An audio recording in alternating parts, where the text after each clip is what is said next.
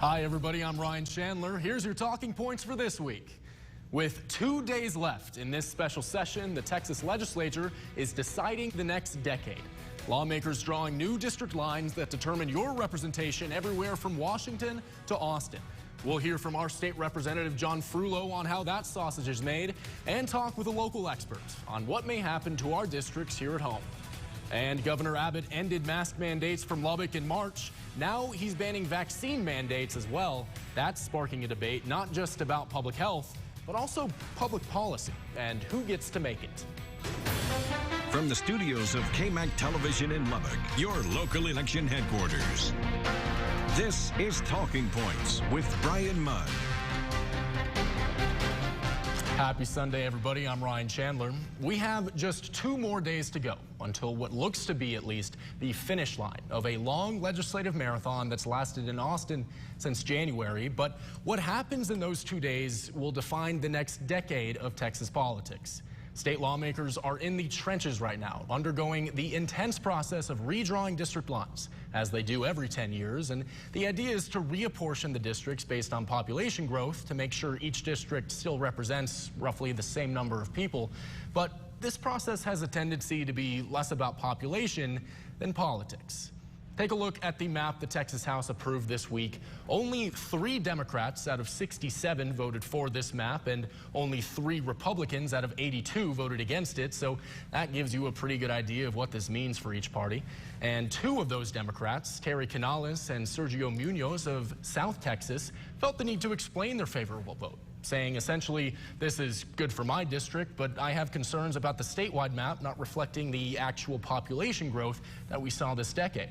And they're right to be concerned about that. Census data tells us out of the 4 million new Texans we welcomed since 2010, 95% of them are Texans of color.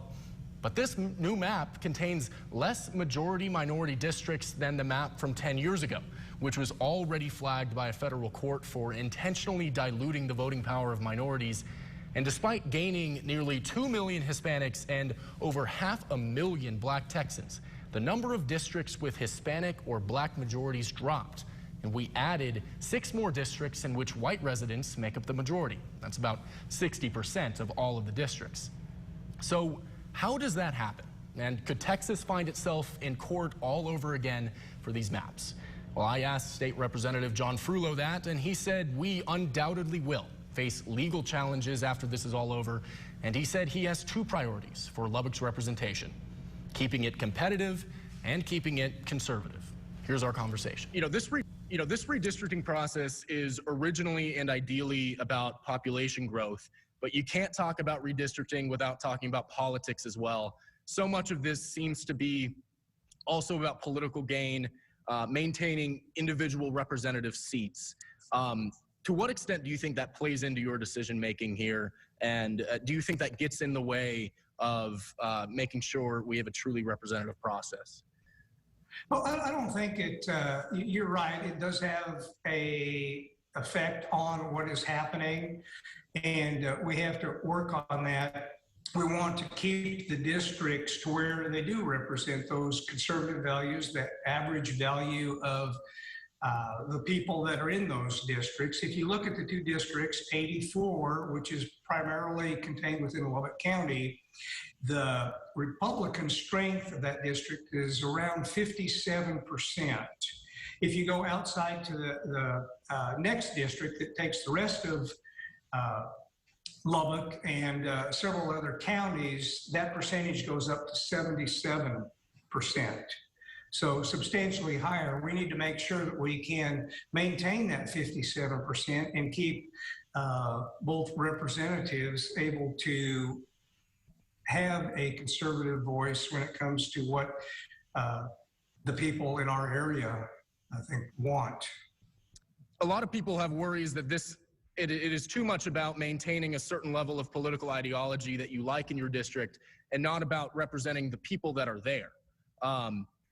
So, shouldn't the districts change based on how the population changes, and as opposed to trying to make sure that you have a certain level of people in your district? Is that a problem that you see? There's certainly a perception of it outside the legislature. Well, I think it's a little bit more basic. If you boil it down to how it actually works, as we discussed earlier, there's 150 state representatives, roughly approaching 30 million people. So you're going to have a district that's just under 200,000 people. Lubbock County has enough for one wholly contained district, that's District 84, and then the rest has to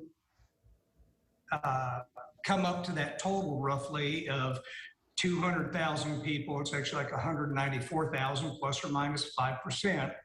And so that's not really a big concern in Lubbock as far as how you get there. Mechanically, you have to do that. You have to have one district and one partial district. And so it's not like you're in a Dallas County or a somewhere around one of the other bigger cities where you're having, as we mentioned earlier, 20-some districts in one county. So you don't have that type of items going on where you're trying to divide all that up. We know we're going to have 2 districts in Lubbock, one full district and one partial. Do you worry that Texas's history of racial gerrymandering that's been documented in the courts is going to continue this year, and there will be a legal battle after these districts are drawn? Well, the one thing that's guaranteed is there will be legal battles after this is drawn. And part of that answer is I don't know what the congressional maps look like for the House yet, because as far as I know, they're not done, or I've not seen anything that's ready to be brought to the House floor. So as far as what's being done, I have no idea what ultimately we will be voting on at this point in time. But it'll be the same process. And the one thing that we're required to do is one person, one vote. And so that's how we maintain it, is by those numbers. And so we have to work within those parameters. Yeah, I mean, I'm sure legal battles are inevitable, but is that something that is on the top of your mind, making sure that you avoid any kind of, racial lines that are drawn to cut out or pack in certain groups? And how do you make sure that you avoid that? Well, one of the things that we do in District 84 is it's a majority minority district. And so we maintain those numbers, and that's what we're required to do. This redistricting process doesn't matter if we don't have representatives to fill those districts that really understand their districts, no matter where they may be. So just speaking from a more general level, what do you see as the biggest challenges that Lubbock faces that you want to bring to the legislature for your district, next session or in the interim?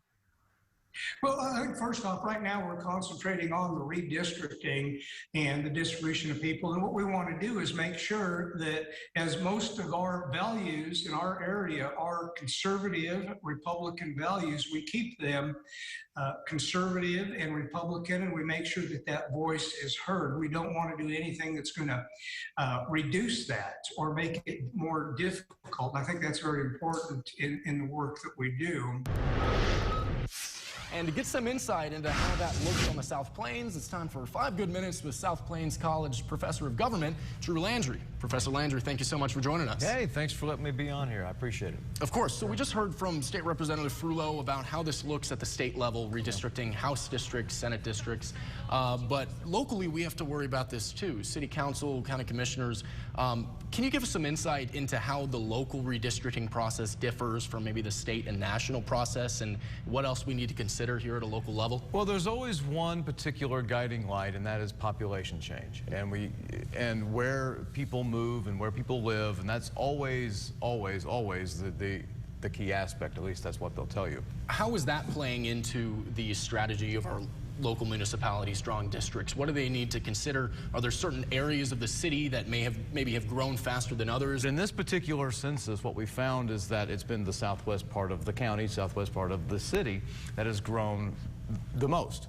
So that's going to be a big chunk of the redistricting process for the county level. And always remember this too. because there's always a caveat when it comes to redrawing these maps, and it's incumbent protection. That is another thing. That's what I meant whenever I said, well, that's what they'll tell you, is always about population change. But always remember that— in theory it is. Yes, and that's a very honest approach. I mean, you want the maps to reflect the changes in population.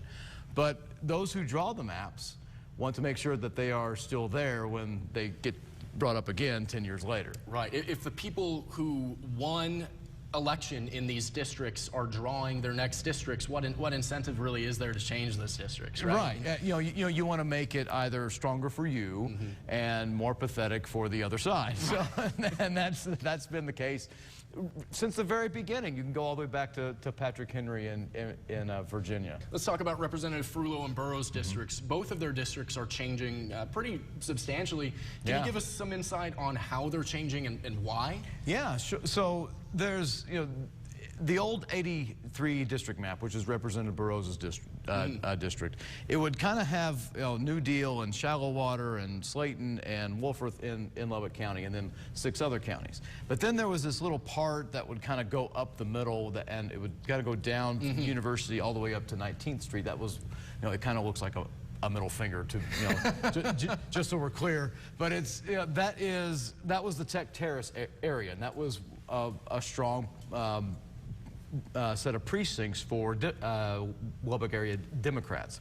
So what was done in this particular map drawing session is he said, we're going to take that out. And so they took out that particular part and gave him, took away a particular county, the Southwest, which was Gaines County. And then he got about maybe, about 4 or 5, maybe 6 more counties added to it, such as Dickens County and Garza County, which is where Post is. So there's a bit more of an incumbency protection. There wasn't much competition to begin with, but now there'll be even less. And that's for District 83. What we found with 84 was that Shallow Water is now going to be in that particular district, in District 84 for Representative Frullo. And now he's going to have that Tech Terrace area, which was that liberal part for Burroughs. So that is now absorbed into 84. What else is interesting is this, is that when a map is shown, it looks like there's a little appendage that has grown down into the southwest part of Lubbock. So it's such an interesting looking map. It's you can call it a gerrymander if you want to, and I think that's probably the safe word to really use here. They won't say that, and that's fine. But it's there to protect the incumbent. Interesting. So it sounds like, correct me if I'm wrong, but if you read between the lines here, it sounds like Burroughs kind of got the better end of this deal because he gets more rural land, cuts out all those liberal tech students, and he likes that, but then he just gives them to Representative Frullo. Frullo can't be happy about that. How did that happen? That's an interesting, that's a pretty good analysis of what it is. So yeah, he just kind of gave it to Frullo and say, well, yes, you have them now, but you also have a more conservative area to kind of balance it out even more than what it was prior. Now, there's a few precincts in there that have gone on the Democratic side, no matter what election that it is. But when you compare that to what Shallow Water has and that little appendage there in Southwest Lubbock, it still makes it a bit more on the Republican side than what Frullo really needs to be concerned about. As they are right now, do you think that they are truly fair and representative given the actual population in the area? Right. So given the best answer that I can give to that very good question is it depends who you ask. To us here in West Texas, it was very much fearful that we would lose a representative either in the Panhandle or around the Oklahoma border because this area lost population, whereas the Metroplex gained.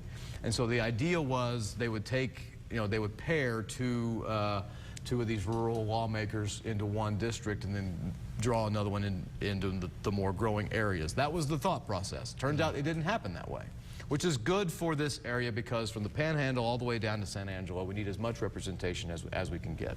All right, well, thank you so much for your knowledge, Professor Landry. I appreciate you joining us. Absolutely. And when we come back, we'll delve into Abbott's ban on vaccine mandates and hear from businesses figuring out how to navigate these new rules.